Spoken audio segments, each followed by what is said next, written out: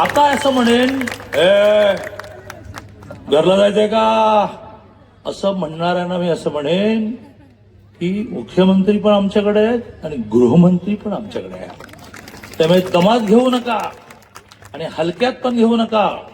अतिशय चांगले मेहनतीने राबणारे कार्यकर्ते हे उमेदवार म्हणून दिलेले आहेत आणि सगळ्यांच्या मागे खंबीरपणे उभं.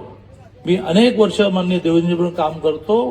एखाद्याच्या मागे उभं राहणं म्हणजे काय, इथे असणाऱ्या एकनेक उमेदवाराला, कार्यकर्त्याला, नेत्याला मी विश्वास देतो.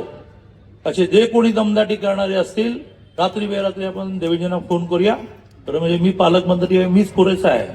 पण नाही भागलं तर देवेंद्रजींना फोन करू. त्यामुळे हुशाऱ्या करणाऱ्यांनी, दम देणाऱ्यांनी जरा विचार करून आपलं काम करावं. आम्ही आमचं काम करतो, आम्ही आमच्या कामावर म्हणतो.